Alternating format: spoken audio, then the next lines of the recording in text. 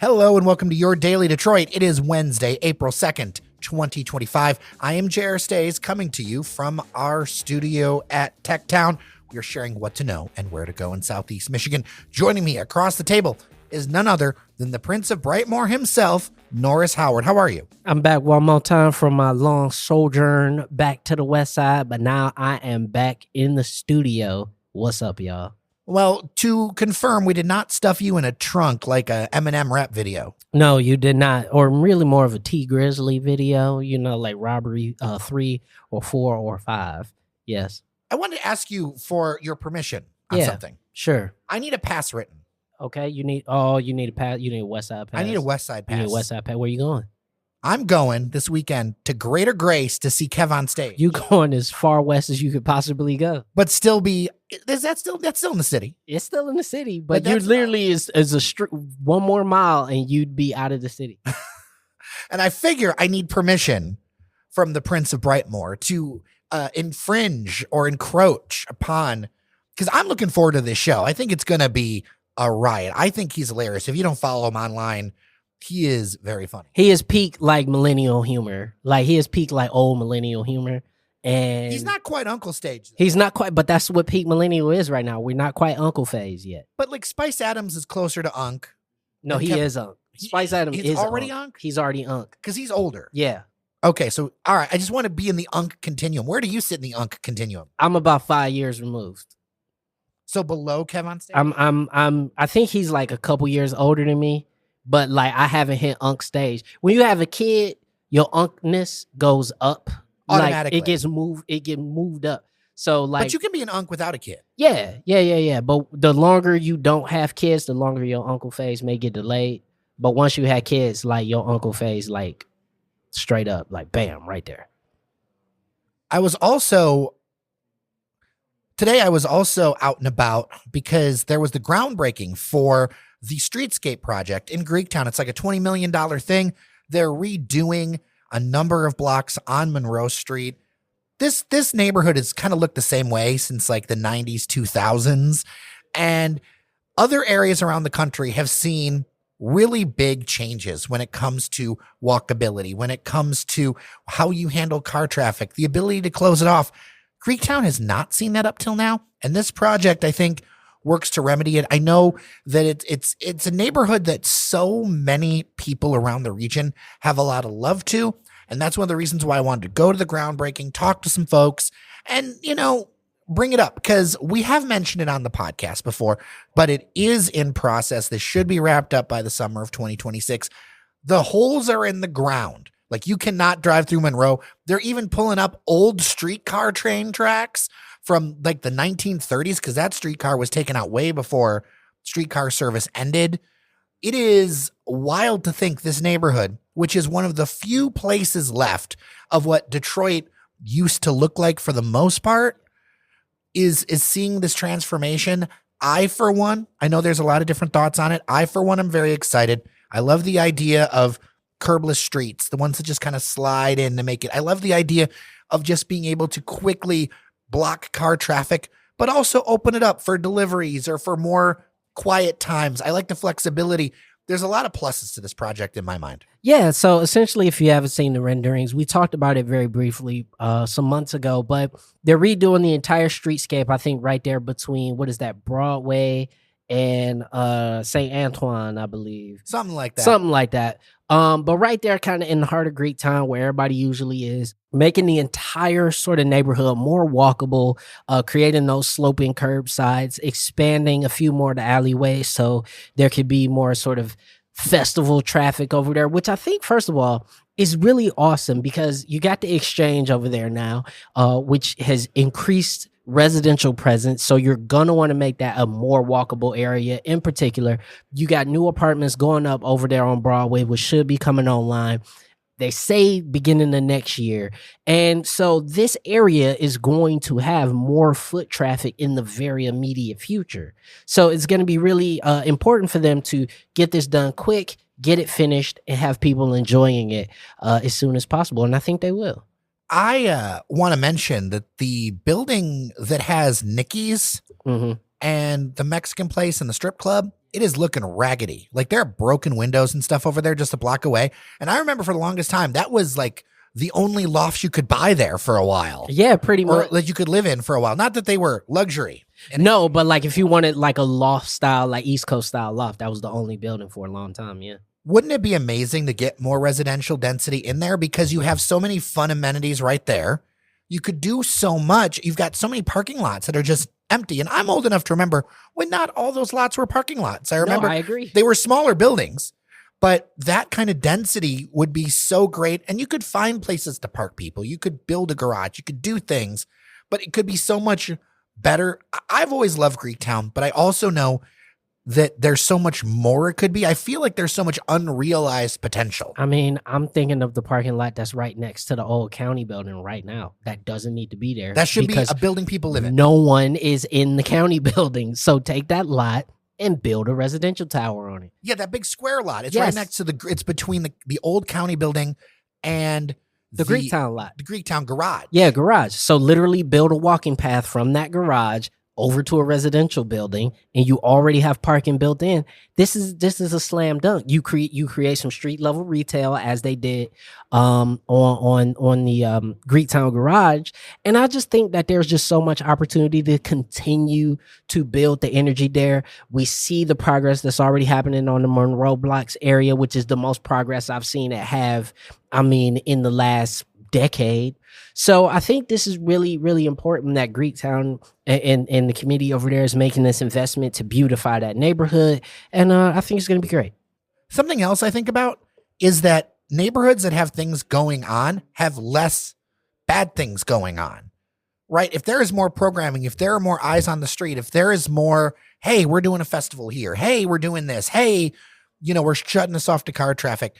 Greektown has wrestled with some issues in the last few years, and I would be remiss if I didn't mention them. Yeah. And I think this will help address those because it opens up the ability of what you can do with it. Well, and then also it becomes a lot harder for people to do those sorts of things when you have people who live there and have pride. Because right now, I have never heard a human being in my waking years say, I am from Greektown, Detroit.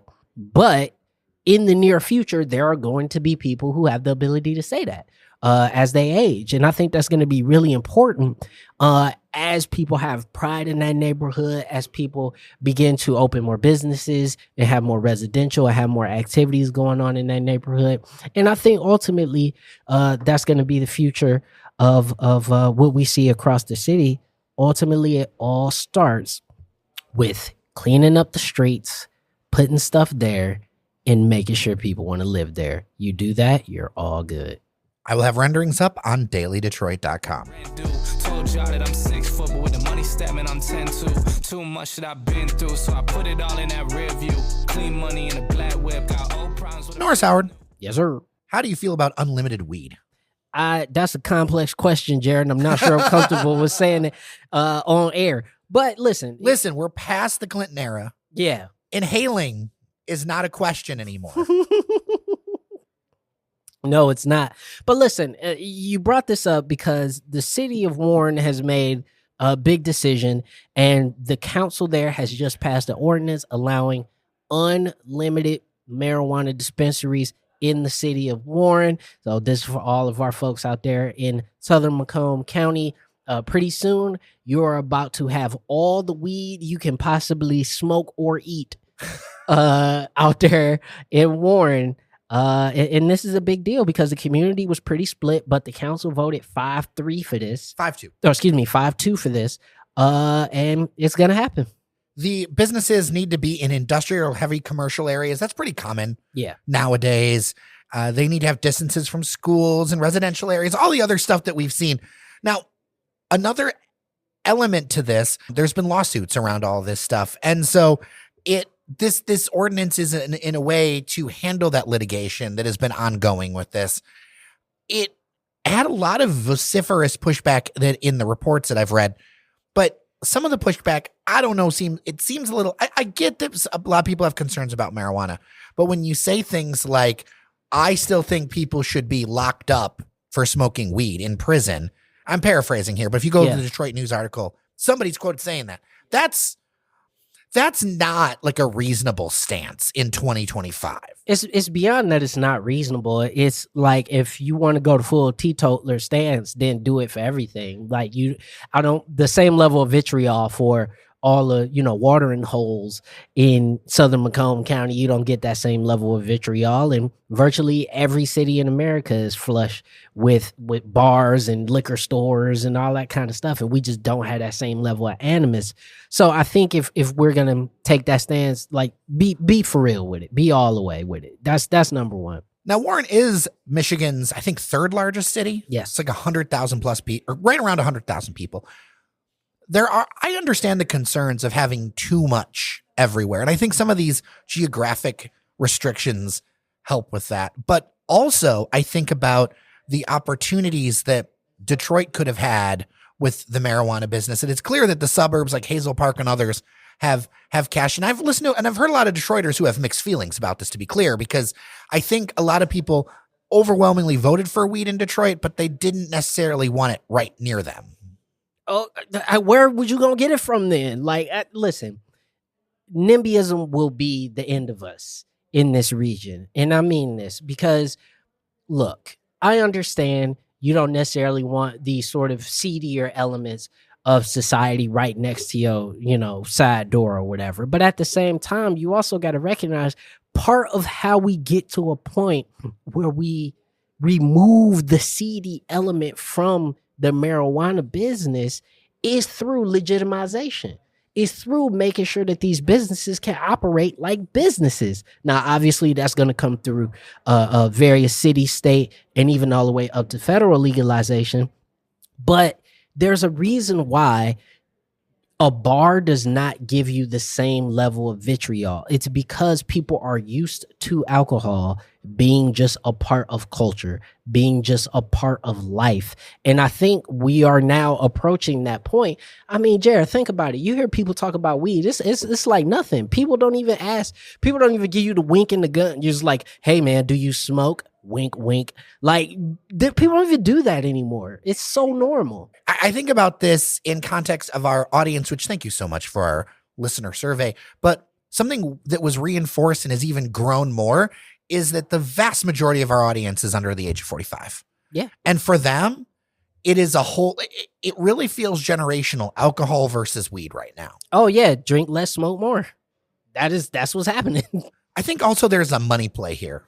Yeah, so one of the things that I wanted to look at is that if there's going to be more dispensaries, which ultimately means more employment opportunities for those in the city of Warren, what is sort of the employment situation in Warren? And then I looked at it and saw that the top 3 employers in the city of Warren are GM, Stellantis, and the federal government. And so while I don't think these are necessarily one-to-one job replacements, I do think that the city of Warren and the city council are looking at it and saying, listen, we got to get more revenue anywhere we can in order to prepare ourselves for what potentially could be a massive loss in the future. It unlocks the job side. It also unlocks that revenue share. Absolutely. Which has been huge for some communities. Absolutely. The taxes that are going to be coming from marijuana, obviously, I'm not necessarily talking about the Michigan lottery tax or anything like that, but it is additional revenue. And that's going to be really important for a city like Warren, which, like I said, could potentially be seeing population loss if those job losses come as we anticipate. Of course, feedback, 313-789-3211 or dailydetroit@gmail.com. I'd love to hear from you.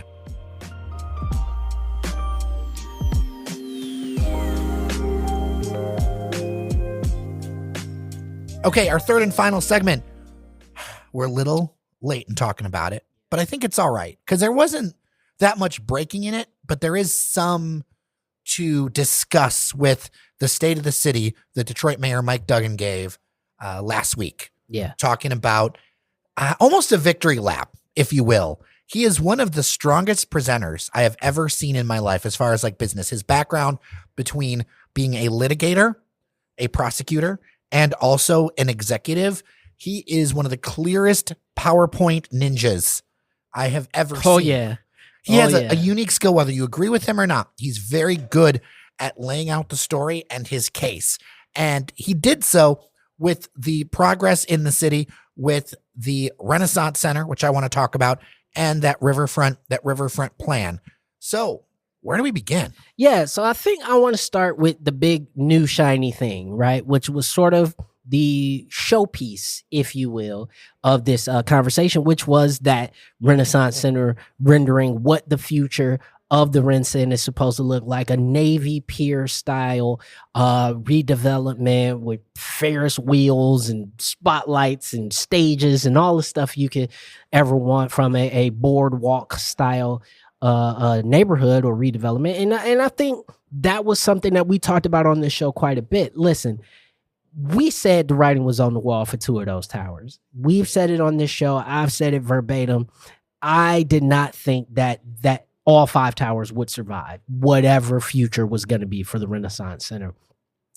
Seeing the presentation where they broke down kind of how difficult it would be to convert the towers to residential, how difficult it would be to try to fill it with businesses, I think further illustrated that this is what's going to happen. This is what sat with me. The engineering looks, as far as how difficult it would be to rebuild some of the stuff, but also the actual market numbers around office space are abysmal. And we're not just talking about Detroit. No. And we're not just talking about Metro Detroit. Because we're they talking did break about it down from region all to the way to state, the Midwest. all the way through the whole Midwest, yeah. I will say with the Navy Pier idea, I hope there are more attractions than, say, a Ferris wheel. Like, this is the opportunity. This is where I hope that we get a big aquarium, or we get some sort of extra, additional museum, or I want to see something even more next level. I really like the plans as I see them, and I know it's early. I want to see a next level amenity on top of it. Yeah, I agree. But I think also we can't let perfect get in the way out of really good. And I think if we could create something like this, and they tried to illustrate it by saying the entirety of the riverfront within the city of Detroit, stretching all the way from Jefferson Chalmers all the way down to Fort Wayne, basically, is going to be filled with something.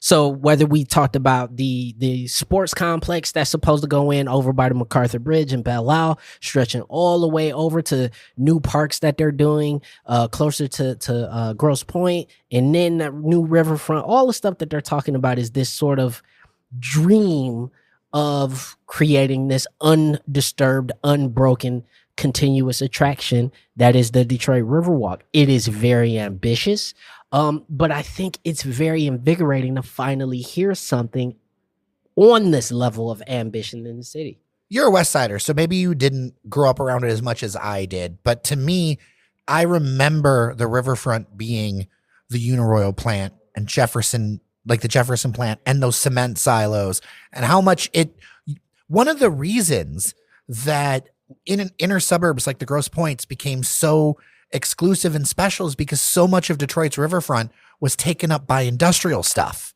It pushed people who wanted to be near this great asset farther out, and it was all industrial. And if you don't have that context, I think it's difficult to understand how much of a revolution this really is. I also thought it was interesting to hear him acknowledge, hey, there's still even more work to do, which I thought was bold, considering he's running for governor, considering a big part of his campaign is going to be, look, I turned around Detroit, that there is going to be some real work for whoever's next. Yeah, absolutely. And whoever's next is going to have to be able to understand and continue the relationships that he's fostered with the business community here in the city, because, let's just swallow the big pill right now. This is going to have to be another public-private partnership. Regardless how you feel about it, if you want it to happen, that's what it's gonna have to be. There's gonna be tax subsidies. There's gonna be, a part of the state of the city, he tried to sort of use some, word ninjaing here, where it was like, we don't necessarily just give them money, we basically just give them a discount. And I think that was important, though, because in the public discourse, people think the city writes a check, and that's just not the case. No, they give them a tax discount. And the thing about that is that these properties are not, many times, these properties are not just not bringing the city in anything.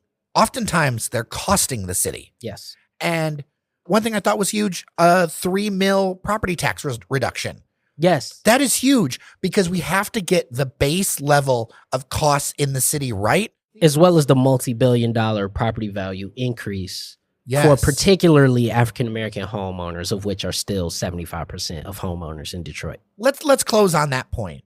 I think that was one of the things that I felt like was a little bit burying the lead, right? Obviously, we want to put our best foot forward, new shiny stuff, get everybody excited about the future of the city. But ultimately, the two things that are incredibly important to a city is property values and crime. Obviously, education is also a part of that, but the city doesn't control that anymore. That will be an interesting wicket for the next mayor to deal with. Yes, too. absolutely. But you're talking about a $4.5 billion increase in property wealth for Detroit homeowners. That is incredible considering where we were not even 20 years ago, right? We're talking about my own family seeing their property values increase from, almost 40,000 to six figures now. And that's not downtown. We talking about in just some regular neighborhoods, dude. Like, that is immense. And these are the people who stayed, who stuck around, who through bankruptcy figured it out and decided, I'm still going to raise my kids here. I still want them to inherit this home. I still want all the things. Incredibly important. The crime aspect of it, there was some, I think the numbers were a little bit misrepresented comparing, one of our worst years for crime to a aggregate of like 4 years of consistent crime reduction. But hey, net positive. But the lead here is that buying a home in Detroit is on the upswing. Getting something now or getting something a couple years ago, you saw a return on it. That's powerful for a city like Detroit. That is powerful. Well, we'll leave it there. Thank you so much to our members on Patreon, patreon.com/dailydetroit. Our exclusive Off the Record, Off the Rails podcast, early release interviews, swag. We're working on our new mugs. Pretty. Very exciting. I realized that they're the same design as The Daily Show. So, like Jon Stewart, it's the same base mug. Yeah, but his ain't got Detroit on it. That means ours is better. That's right. So be better than Jon Stewart and support us at patreon.com/dailydetroit. For now, I'm Jer Stays. I'm Norris Howard. Thank you so much for listening. Remember that you are somebody, and we'll talk tomorrow.